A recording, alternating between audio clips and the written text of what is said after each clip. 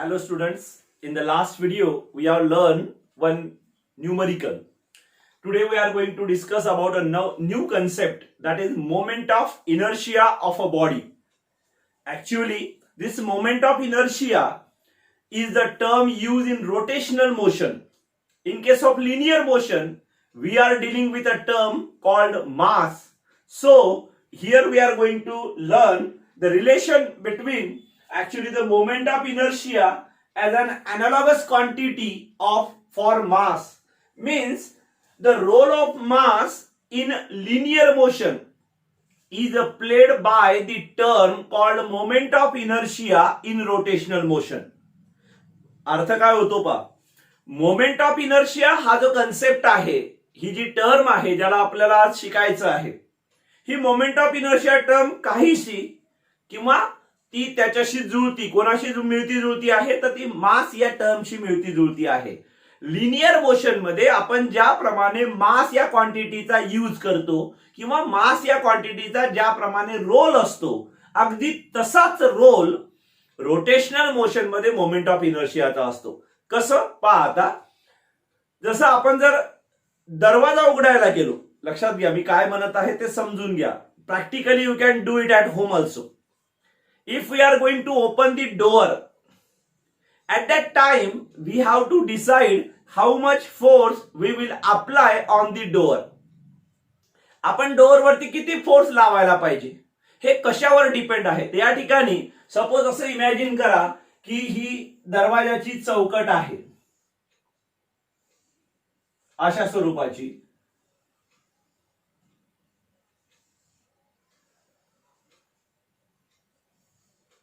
ही दरवाजाची चौकट आहे, हा आपला बंद दरवाजा आहे. हा दरवाजा आपल्याला उघडायचा आहे. We want to open the door. For that purpose we have to apply force. Suppose here are the hinges, means the door is clipped or door is connected with this, and there is a handle to open the door. Suppose the position of the handle is here. आता आपल्याला माहित आहे की आपण हे handle असं धरणार आणि याला ओढणार. लक्षात घ्या, या हँडलची पोझिशन जी आहे ती पोझिशन सुद्धा डिसाइड करते how much force we will have to apply to open the door. तुम्ही म्हणसाल कसं, तर तुम्ही घरी हा प्रयोग करून पहा. समजा आपला दरवाजा आहे, इमॅजिन करा की या दरवाजाला इथे हँडल आहे आणि हँडल धरून आपण अशा स्वरूपात ओढलं. ओढल्यानंतर हा दरवाजा असा मागे येणार. ऍक्च्युली याचं जे ओपनिंग आहे ते अशा स्वरूपाचं होईल, म्हणजे it will perform angular displacement. Actually आपण त्याला रोटेशनल मोशन असं सुद्धा म्हणतो. रोटेशनल मोशन म्हणजे नेमकं काय असते, तर कुठल्याही एका फिक्स लाईनच्या भोवती जेव्हा ऑब्जेक्ट रिव्हॉल्व्ह होतो तेव्हा त्याला आपण रोटेशनल मोशन असं म्हणतो. तसं या ठिकाणी डोअरच्या बाबतीमध्ये होते. पण सपोज हे जे हँडल आहे हे इथे असते त्याऐवजी थोडं अलीकडे असतं. जर ते थोडं अलीकडे असतं तर आपल्याला दरवाजा उघडण्यासाठी जास्त फोर्स लावावं लागलं असतं. आणखी लक्षात घ्या, जर हे हँडल त्याच्यापेक्षा अलीकडे असतं तर त्याच्यापेक्षा जास्त फोर्स आपल्याला त्याच्यावरती लावावं लागलं असतं. असं का बरं? त्याचं कारण असं आहे की या ठिकाणी दरवाजा उघडण्यासाठी, for to open the door, the force applied depends upon two terms. One is the mass of the door, त्या दरवाजाचं मास किती आहे, and the another one the position or the point at which the force is applied. That means the distance of that object from the axis of rotation where we are going to apply the force. आपण त्याच्यावरती जे force apply करत आहोत, indirectly त्याला या ठिकाणी म्हटलेलं आहे the distribution of the mass about the axis of rotation. This term is called as moment of inertia. This term gives us the idea of moment of inertia, and therefore the moment of inertia is defined as, actually this moment of inertia is given by the term capital I, and it is having formula. Moment of inertia I is equals to summation over I from 1 to n. Suppose this n. what this n or 1 is representing? Actually, this 1 is representing the first particle and n is representing the last particle. Summation over I from 1 to n, mi square, mi square अशा स्वरूपाचा त्याचा formula आहे. आता हा mi square म्हणजे काय आहे? तर ऍक्च्युली mi हा इंडिव्हिज्युअल पार्टिकलचं मास रिप्रेझेंट करतो. I फॉर 1 असताना या mi चा अर्थ होईल m1. Ri काय रिप्रेझेंट करते? Ri is representing the position of that particle from the axis of rotation. म्हणजे त्या पार्टिकलचं ऍक्सिस ऑफ रोटेशन पासूनचं distance, actually that is the perpendicular distance of that particle. Ri is going to represent the perpendicular distance of the particle from the axis of rotation. पण त्याचा आपल्याला square घ्यायचा आहे. म्हणजे फर्स्ट पार्टिकल साठी ती term होईल r1 square. This summation itself represent addition, sum, therefore plus. If we consider the second value of I, then it will become m2 r2 square plus m3 r3 square plus and so on plus last term mn rn square. अशा स्वरूपाचा हा formula या moment of इनर्शियाचा आहे. हा moment of inertia define कसा केला जातो पहा. याची जी डेफिनेशन आहे ती आपण या ठिकाणी लिहू. याची डेफिनेशन आपल्याला अशा स्वरूपाची दिलेली आहे किंवा आपल्याला अशी करता येईल या फॉर्म्युल्यावरून. दी sum of product of mass or masses of individual particles,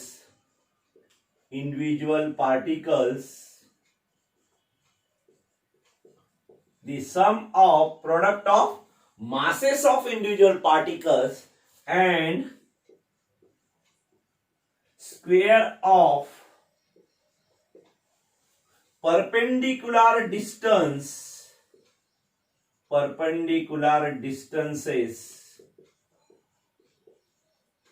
of that particles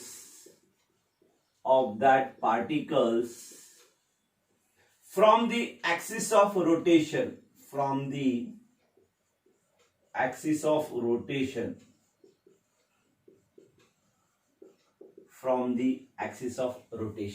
अशा स्वरूपाची आपण या मोमेंट ऑफ इनर्शियाची डेफिनेशन करतो. This is known as moment of inertia of a body.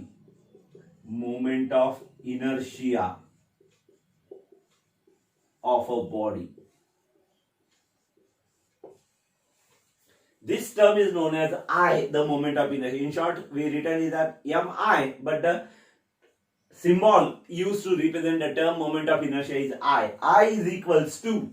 आता आपण काय म्हटलं पहा, this sum, actually these are the sums. The sum of product, multiplication, product, कोणाचा प्रोडक्ट आहे? दोन टर्मचा प्रोडक्ट. त्या दोन टर्म कोण आहेत? काय सांगितलं आपल्याला पहा. The sum means addition. Product means multiplication of whose? Of masses of individual particles. म्हणजे आपल्याला असं म्हणायचंय, सपोज तुम्हाला अशा स्वरूपाची एक रिजिड बॉडी दिली. या रिजिड बॉडीचं टोटल मास आहे capital M. But this rigid body is made up of suppose n number of particles. These are the n number of particles. Known number of particles आपल्याला त्याचे माहित आहे. Known. ज्याला आपण फर्स्ट पार्टिकलला 1 ते last पार्टिकलला n असं consider केलेलं आहे. फर्स्ट पार्टिकल ज्याचा मास आहे m1, सेकंड पार्टिकल ज्याचा मास आहे m2, अशा स्वरूपात ते मासेस घेतले. लास्ट पार्टिकल सपोज आपण हा म्हणतो ज्याचा मास आहे mn. या सर्व मासेसची सम म्हणजेच कॅपिटल M ची व्हॅल्यू आहे. पण इथे आपल्याला individual moment of inertia consider करायचे आहेत. Individual moment of inertia of the first particle, individual moment of inertia of the second particle, and going through we get the individual moment of inertia of the last particle. Adding these all terms we get the moment of inertia of the total body. That means from this explanation we can easily conclude that what we can easily conclude, the moment of inertia of a body depends upon two factors. First one, the individual masses of every particles or each particles. प्रत्येक पार्टिकलचं individual मास, प्रत्येक पार्टिकलचं individual मास या फॅक्टरवरती हा moment of inertia depend आहे. त्याचबरोबर it depends upon the perpendicular distance of that masses. त्या मासचं perpendicular distance. आपण पहिला particle घेतला, तो जवळ आहे, त्याचा डिस्टन्स कमी असेल. दुसरा पार्टिकल घेतला, तो त्याच्यापेक्षा दूर आहे, त्याचा डिस्टन्स जास्त असेल. आपण लास्ट पार्टिकल घेतला, तो सर्वात दूर आहे, त्याचा डिस्टन्स सर्वात जास्त असेल. म्हणजे अशा स्वरूपात त्या पार्टिकलचा individual moment of inertia calculate करा, त्याची सम करा, we get the total moment of inertia of the body. हा मोमेंट ऑफ इनर्शिया आणि मास हे दोघं जण सेम रोल प्ले करतात. जसं तुम्हाला माहित असेल, तुम्ही एक कन्सेप्ट आपण 11th स्टँडर्ड मध्ये कन्सेप्ट शिकलो, ज्याचं नाव आहे इनर्शिया ऑफ द बॉडी. मराठीमध्ये आपण त्याला जडत्व असं म्हणतो. इनर्शिया ऑफ द बॉडी म्हणजे काय आहे, तर बॉडी तिच्या आहे त्या स्थितीमध्ये कायम राहते. तुम्ही न्यूटन्स लॉज ऑफ मोशन मध्ये सुद्धा आपण शिकलो. न्यूटन लॉज ऑफ मोशन मध्ये आपल्याला असं सांगण्यात आलेलं आहे की कुठलीही बॉडी तिच्या स्टेट ऑफ रेस्ट मध्ये असो का स्टेट ऑफ युनिफॉर्म मोशन मध्ये असो, it remains in the same state. त्या स्टेटमध्ये ती कायम राहते. म्हणजे ती बॉडी आपली आहे ती स्टेट चेंज करत नाही. का चेंज करत नाही? Only because of its mass. आणि म्हणून आपण म्हणतो जडत्व, inertia is the property of the body. It is because of mass of the body. In the same manner, moment of inertia is also the property of the body. But this property not depending only upon mass of the body. If it depends upon mass of the body only, then we can call it as the inertia of the body. But along with the mass, it also depends upon the distance or perpendicular distance of that mass from the axis of rotation. While performing rotational motion, we are dealing with this term. This is the moment of inertia. The SI unit of this term, the moment of inertia is having unit kg meter square. Because it is the product of mass and perpendicular distance square. Mass is having unit kg and distance is having unit meter, but it is square, therefore meter square. Kg meter square is the SI unit of moment of inertia. असा हा moment of इनर्शियाचा concept आहे. हा explain करण्यासाठी आणखी आपण थोडंसं आणखी detail याच्यामध्ये जाणार आहोत. याचा कुठे यूज आपल्याला होतो ते आपल्याला फाइंड आउट करायचंय. त्यासाठी आपल्याला आता एक एक्सप्रेशन शिकायचं आहे. ते आहे expression for kinetic energy of a rotating body. आणि ते शिकत असताना कशा प्रकारे या मोमेंट ऑफ इनर्शियाची इन्व्हॉल्वमेंट त्याच्यामध्ये होते ते आपल्याला पाहायचं आहे. आता आपल्याला या ठिकाणी एक एक्सप्रेशन पाहायचं आहे. तर इथे expression for kinetic energy of rotating body. For that purpose we are going to consider one rigid body. एक रिजिड बॉडी. रिजिड बॉडी म्हणजे काय, तर जनरली रिजिड हा शब्द आपण या अर्थाने वापरतो की ज्या बॉडीचं जो काही शेप आहे किंवा जे काही त्याचा मास आहे ते सहजासहजी बदलणार नाही, चेंज होणार नाही. जसं आपण एखादा दगड घेतला, स्टोन, किंवा एखादा मोठा ऑब्जेक्ट आहे, लोखंडी आयनचा एक ऑब्जेक्ट आहे, तर तो ऑब्जेक्ट अशा बॉडीला आपण जनरली रिजिड बॉडी म्हणतो. तसं युनिव्हर्स मध्ये कुठलीच बॉडी ही 100% रिजिड असू शकत नाही, कारण तिचा शेप त्याच्यापेक्षा जास्त फोर्स अप्लाय केल्यानंतर चेंज होऊ शकतो. पण एक प्रॅक्टिकल पर्पज साठी आपण stone can be consider as a rigid body. तशा अर्थानं दिस इज द रिजिड बॉडी. आता ही जी रिजिड बॉडी आपण या ठिकाणी कन्सिडर केली, या रिजिड बॉडीच्या बाबतीमध्ये आपल्याला असं समजायचं की suppose this is any point O through which one axis we are going to consider. This is the axis of rotation about which the body is going to be rotate. That means body is going to perform motion, and due to that motion body has kinetic energy. Then the kinetic energy of that body performing rotational motion we are going to find out. Suppose this is the rigid body having mass capital M.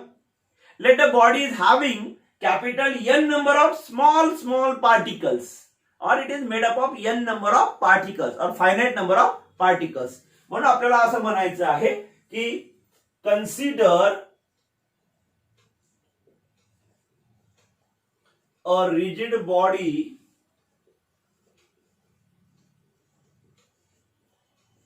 Of mass capital M comma, made up of capital N number of particles, N number of particles of masses. Consider a rigid body of mass capital N made up of N number of particles of masses. Suppose the mass of first particle is m1, mass of second particle is m2, mass of third particle is m3, and so on up to the mass of last particle mn. These are the particles shown here.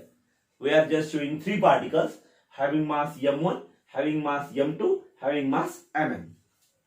Then these particles are situated at different positions from the axis of rotation. Situated at distances r1, r2, r3, and so on, rn from the axis of rotation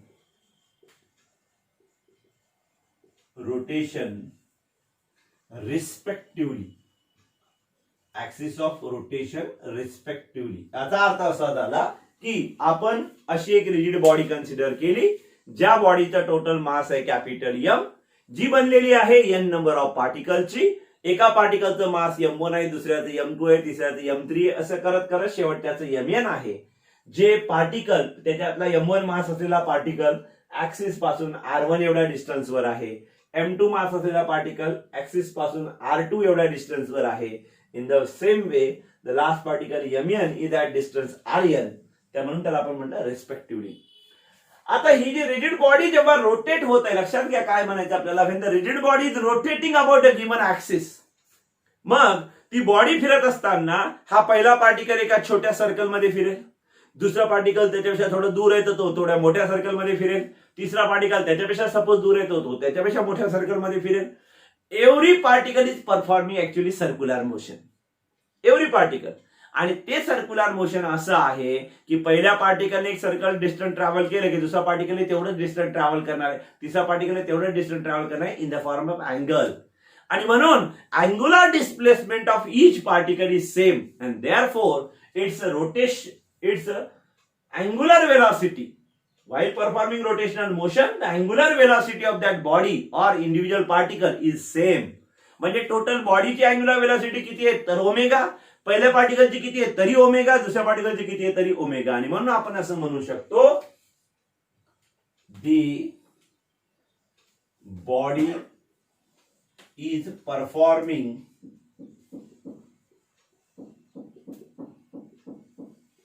rotational motion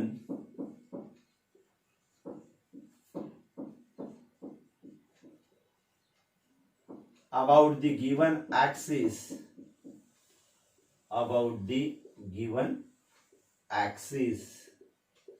with constant angular velocity,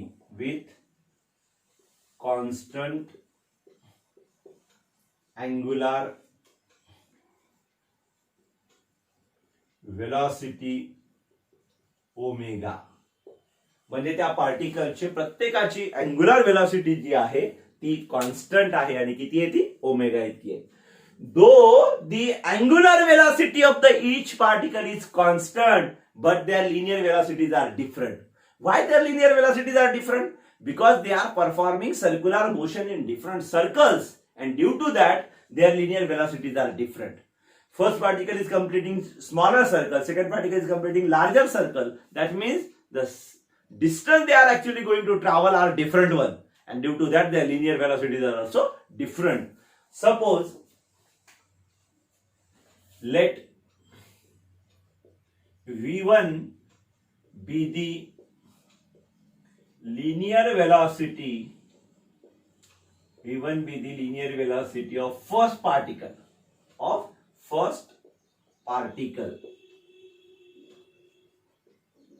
then this v1 will be equal to r1 into omega. The value of V1, that is the value of linear velocity of the first particle, is given by V1 is equals to R1 into omega. आता R1 omega कुठून आला तर circular motion मध्ये आपण last year 11th standard मध्ये circular motion मध्ये आपण हे रिलेशन शिकलो की लिनियर वेलॉसिटी आणि अँग्युलर वेलॉसिटीचं relation V is equals to R omega असं असते. म्हणजे V1 इज इक्वल्स टू झाला R1 ओमेगा. सिमिलरली त्याचप्रमाणे जर आपण सेकंड पार्टिकलची लिनियर वेलॉसिटी घेतली तर ती होईल R2 ओमेगा. थर्ड पार्टिकलची लिनियर वेलॉसिटी घेतली तर ती होईल R3 ओमेगा. फोर्थ पार्टिकलची लिनियर वेलॉसिटी आणि असं करत करत आपण लास्ट पार्टिकलची लिनियर वेलॉसिटी घेतली तर ती होईल Rn ओमेगा. अशा स्वरूपात आपल्याला त्यांच्या लिनियर वेलॉसिटीज मिळतील. आता जर तुम्हाला पार्टिकलचं मास माहित असेल, त्याची लिनियर वेलॉसिटी माहित असेल, then you can easily find out its kinetic energy. That means we can find the kinetic energy of the first particle by knowing the values of their masses and their linear velocities. Therefore, kinetic energy of the first particle E1. तर मी या ठिकाणी E1 म्हणतो. Kinetic energy of the first particle, individual kinetic energy ही झाली formula असू जाता half mass into velocity square, half m1 v1 square, आणि that is equal to, आता v1 ची व्हॅल्यू मात्र आपण फाइंड आउट केलेली आहे. ती जर आपण इथे सबस्टिट्यूट केली तर ती होईल half m1 r1 square omega square. This is the kinetic energy of the first particle, half m1 r1 square omega square. Similarly for the second particle E2 is equals to half m2 v2 square म्हणजेच half m2 r2 square omega square. असं करत करत जर आपण गेलो तर आपल्याला last पार्टिकलची kinetic energy En is equals to मिळेल हाफ mn vn स्क्वेअर म्हणजेच half mn rn square omega square. ह्या झाल्या इंडिव्हिज्युअल पार्टिकलच्या कायनेटिक एनर्जी. आपल्याला काढायची आहे kinetic energy of rotating body, total बॉडीची. ही पहिल्या पार्टिकलची झाली, दुसऱ्या पार्टिकलची झाली, असे करत करत ही शेवटच्या पार्टिकलची झाली. या सगळ्या कायनेटिक एनर्जीची आपल्याला करायची ऍडिशन, आणि हे ऍडिशन केल्यानंतर मग आपल्याला त्याची टोटल कायनेटिक एनर्जी लिहिता येईल. ती अशा स्वरूपात. Therefore, the total kinetic energy of a body is given by capital E is equals to kinetic energy of the first particle E1 plus kinetic energy of the second particle E2 plus kinetic energy of the third particle E3 plus and so on plus kinetic energy of the last particle En. आता या values आपल्याला माहिती आहे, ते आपण substitute करू. म्हणजे असं होईल E is equals to half m1 r1 square omega square plus half m2 r2 square omega square plus and so on. असंही लिहिलं तर चालते, तुम्हाला 2-3 लिहिल्या टर्म तरी चालतील, नाही लिहिल्या तरी एवढं सफिशियंट आहे. Half mn rn square omega square अशा स्वरूपात ती टर्म तयार होईल. आता या आलेल्या फॉर्म्युल्यामध्ये हाफ आणि ओमेगा स्क्वेअर ही कॉमन टर्म आहे. ती कॉमन टर्म बाजूला घेतली, कॉमनली आपण ती जर बाजूला काढली तर आपल्याला असं लिहिता येईल पहा, half in bracket m1 r1 square plus m2 r2 square plus and so on plus mn rn square bracket complete into omega square. आता ही जी ब्रॅकेट आहे, आता आपण जो मोमेंट ऑफ इनर्शियाचा कन्सेप्ट शिकलो त्याच्यामध्ये मोमेंट ऑफ इनर्शियाचा आपण फॉर्म्युला लिहिला होता, तो फॉर्म्युला म्हणजेच ही टर्म आहे. या टर्मच्या जागेवर आपल्याला असं म्हणता येईल but I is equals to असतो m1 r1 square plus m2 r2 square plus m3 plus and so on. एवढं घेण्याची गरज नाही, आपण डायरेक्टली देते चालेल, प्लस mn rn स्क्वेअर. या टर्मच्या जागेवरती जर आपण I सबस्टिट्यूट केला तर आपल्याला मिळेल capital E is equals to half I into omega square.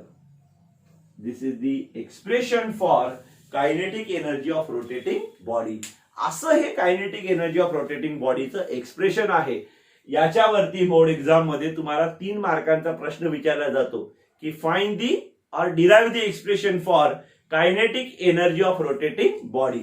आता या एक्सप्रेशन वरूनच ऍक्च्युली आपल्याला हा कन्सेप्ट मिळालेला आहे आय म्हणजे मोमेंट ऑफ इनर्शियाचा. जसं आपण लिनियर कायनेटिक एनर्जी लिहिताना लिहिलं होतं मास इंटू लिनियर वेलॉसिटीचा स्क्वेअर, तसंच हा फॉर्म्युलाला पहा. हाफ आय म्हणजे मासच्या जागेवर आला आय आणि लिनियर वेलॉसिटीच्या जागेवरती आली अँग्युलर वेलॉसिटी. हा जो आय आहे मोमेंट ऑफ इनर्शिया हा या मास सारखाच आहे. जसं आता आपण मोमेंट ऑफ इनर्शियाचा कन्सेप्ट एक्सप्लेन करत असताना त्या ठिकाणी मोमेंट ऑफ इनर्शियाचा फॉर्म्युला हा असा लिहिला होता. पण याच फॉर्म्युल्याला when there are finite number of particles considered in a body, पण सपोज अशी जर एखादी बॉडी असेल, एकजीव झालेली बॉडी आहे कम्प्लिटली, म्हणजे ज्या बॉडीमध्ये पार्टिकल्स हे तुम्हाला सेपरेटली नाही, म्हणजे आपण त्याला काय म्हणतो की अशी बॉडी ज्या बॉडीचे नंबर ऑफ पार्टिकल्स हे स्मॉलर पार्टिकल्स आहेत पण इन्फानाइट इन नंबर्स आहेत, खूप जास्त आहेत, but they are all identical, सर्व सारखे आहेत परंतु त्यांची संख्या खूप जास्त आहे. सर्व सारखे आहेत म्हणजे काय, सर्व सारखे आहेत याचा अर्थ त्यांचे मासेस सेम आहेत, एकच मास आहे. मग आपण काय केलं, कन्सिडर केलं की suppose the mass of each particle is dm, then the moment of inertia of that body is find out by using the formula I is equals to integration over r square into dm. Integration r square into dm. या ठिकाणी dm हे त्या प्रत्येक पार्टिकलचं same mass, very small particle ज्याला आपण एकदम infinitely small particle म्हणतो, त्याचं जे मास आहे ते अशा स्वरूपात रिप्रेझेंट केलं जाते मॅथमॅटिकली. आणि r हे त्या पार्टिकलचं distance from the axis of rotation आहे.